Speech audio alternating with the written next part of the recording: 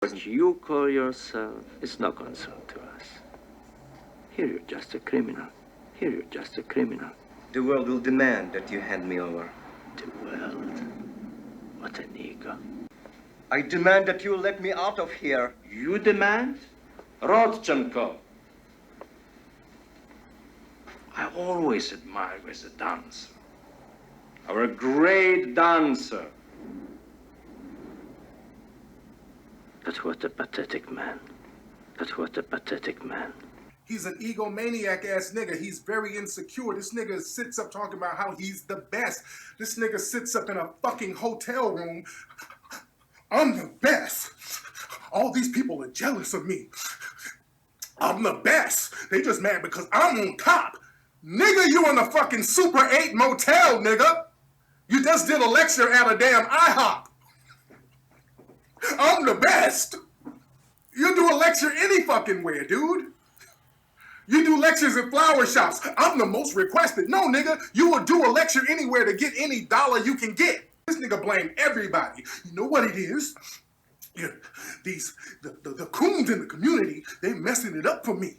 They're going after my license. The coons in the community, they're going after my school. And he loves repeating shit, that old preacher shit. The coons in the community, they're going after my license. The coons, they're going after my house. The coons, they're going after my taxes. The coons going after my child. It's everybody else's fault, but mine. The jealousy kicked in, and many of them started trying to sabotage the fundraising. So, for example, right now, we don't even have a GoFundMe. We haven't had a GoFundMe since last year. And that's because Negroes, black folks, not white people, black folks, constantly harassed GoFundMe. They told them I was stealing the money. They told them I wasn't building no school. They told them the whole thing was a fraud. Any expenses associated with traveling and inspecting schools, I absorbed those costs, not the school money. So they reinstated it, the GoFundMe platform, FDMG, and then they shut it down again. And this time they shut it down for the same reason. They said we keep on getting activations.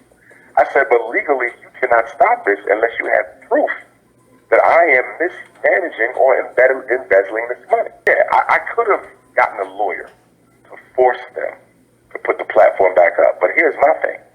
Why am I begging white people to use their platform just so they can exploit my initiative to get paid themselves? See, these platforms make money off you. They collect about 8% of all the money that you raise. But right now, as we speak, I'm considering 2 schools.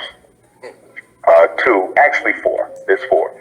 2 of them are in Michigan, and 2 of them are in Pennsylvania.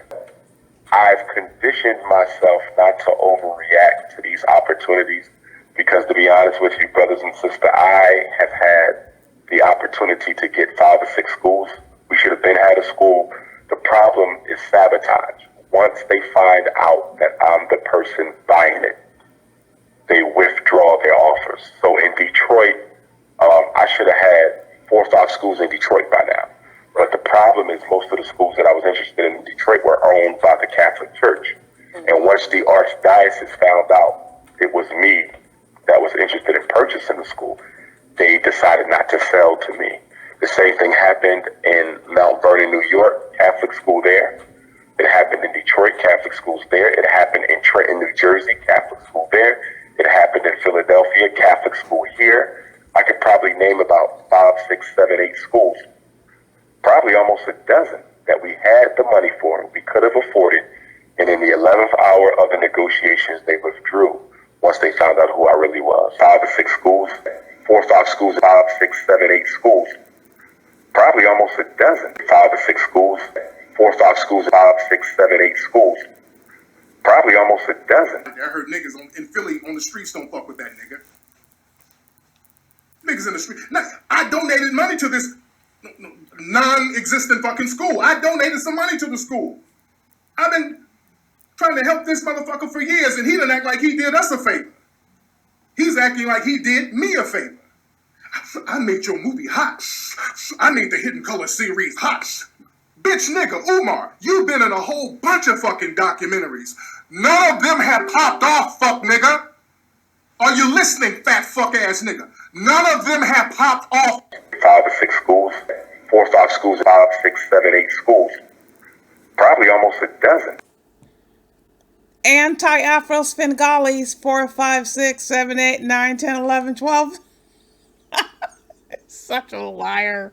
Now, I want to backtrack just for a second. I want to refer back to the clips that I played at the beginning from White Knights. The point I'm driving home is this. No matter what country you're from, no matter your background, your race, creed, color, religious beliefs, every country has an underbelly. Every group has an underbelly. Also, every group has people who claim or actually do have special skills, training, experience, education, expertise. However, their value system is in the garbage dump. And that was the point driven home during that conversation. You claim to have all these skills. Okay, maybe you do, maybe you don't. But one thing is for sure, you're a pathetic man. And I put man in quotations because that is what you heard. That applies to Umar Johnson. I could not resist playing the clips from Tariq Nasheed because it supports exactly what the truth is. Let's say that Tariq Nasheed, and I've never seen any of the Hidden Colors movies. Let's claim for a second that what Umar Johnson stated was true, that Tariq Nasheed hijacked the Hidden Colors, and if it wasn't for Umar Johnson, the movie wouldn't have been great, or whatever. Let's say it's true. Tariq Nasheed ripped Umar Johnson off. Okay, if Umar Johnson was so talented and what he did was so profound and made Hidden Colors what it was, then why couldn't Umar Johnson go and replicate that? If you're so talented and you got all this going on, it wouldn't matter if Tariq Nasheed hijacked something from him because Umar Johnson could go off and make his own project and make millions of dollars or whatever. The fact of the matter is, Umar Johnson never takes responsibility for anything other than doing things that he perceives to be the rightful sole owner to, although he's done nothing to earn it. He is simply an overgrown welfare case and could never prove in a million years that he has independent income to travel around the world and the United States. He gets so angry, he gets so desperate, he becomes ferocious and abusive if you tell him you're not showing up at one of his hyena yelps, because he depends on that money for survival. I also wanted to bring up the Trades for a Difference. We have, what is it? April 15th, Trades for a Difference will be having another cohort to teach. So what we do is we teach young folks, particularly in our neighborhoods and our areas, how to be entrepreneurs, give them mentorship, but we also expose them to the upper echelon of trades. That's why it's called Trades for a Difference. I like it. The executive director, Jordan Farini, and Miguel Denny, they run the show. Miguel is the lead instructor. He is a carpenter and bricklayer by trade. Wow. Young cat, in his early 30s. He's really out here getting it and really teaching these kids from scratch, man, how to work with their hands and their brain. Wow. So that's what we're about. 6812 Chew Avenue. It's Chew and Meehan. Come see us. Check us out. If you have any questions, info@trades.org. Info@trades.org. Look forward to seeing your email. Speaking of them trades, if y'all got a group of brothers and sisters, if y'all need a trade project and we can negotiate a price, y'all can come restore my school. And I pay y'all. You understand? Get the children an opportunity, because it's not that bad shape. It ain't in that bad of a shape. Electric, plumbing, carpentry. They could probably restore my school, and I save some money, and y'all make some money. So let me know. Please, let me know, because that might be the win-win. Yes. I love that. Say, hey, we got 10 kids, and we're going to teach them how to do all this. Yeah. And this, give us this, and we got it. I'll do it. Okay. Yes, indeed. Yes, indeed. Each one teach one. Each one reach one. Let me get your card and then put my number in your phone. The point to drive home here, Umar Johnson has nothing organized, nothing set up, nothing forthcoming in terms of buying, building, opening, renovating a school. This has gone on for 10 years, and he has to wait till he gets onto one of these canned radio interviews at the very end to try to bogart on projects that have already been up and running. He is so ignorant and actually knows nothing about any laws regulating minors. Not that he would even care, but he has absolutely no idea about laws relating to minors building, participating in any sort of carpentry projects or quote construction projects or renovation projects.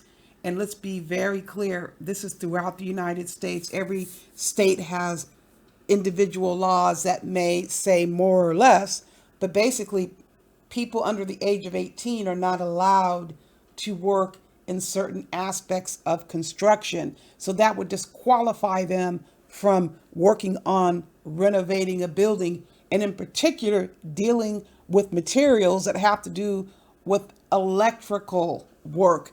Now, they could have a station, a workstation where there would be no electricity, where the instructor would show them how to work with wires, but those wires are not active. They're like on a block, but minors are not permitted to work on projects that involve electricity. And who the hell is Umar Johnson? Dope Coke put it out there, treating our youth like slaves. You're going to have them come to your non-existent school and clean it up? Why the hell should children be required to clean up a school? Why in the hell should the community be required to clean up a school? You need to have resources where you are paying professionals to come and clean things up so they know the chemicals that are legally authorized to be used in certain states. You don't bring children on projects and slave them like Umar Johnson so desperately wants to do and expects that they be allowed to do while he's up here preaching about anti-white supremacy. So he wants these minors to be working in a EPA condemned area while he does what? Not a damn thing. He is so disgusting, people. I can't even tell you how just offensive it is that Umar Johnson continues to target the most vulnerable people in our community for this type of abuse and predatory fraud. You know, people who are experienced with multiple years in the field of electronics and electricity get killed mainly because of the stupidity of people who came before them. Again, Umar Johnson has no idea and no clue about how you assist youth when they're working with carpentry and apprenticeship. Those projects are totally and completely different. He would not know that. Nonetheless, nobody's looking for Umar Johnson to offer him anything because he is nothing but a bona fide fraud and abuser. How do we know that the brother they're talking about isn't married to a white woman? He is such a hypocrite.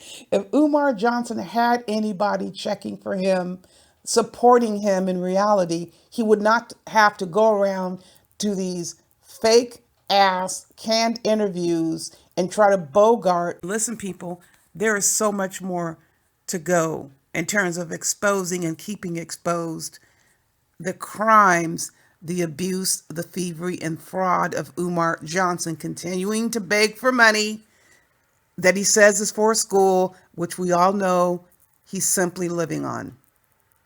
I am so glad the well is running dry.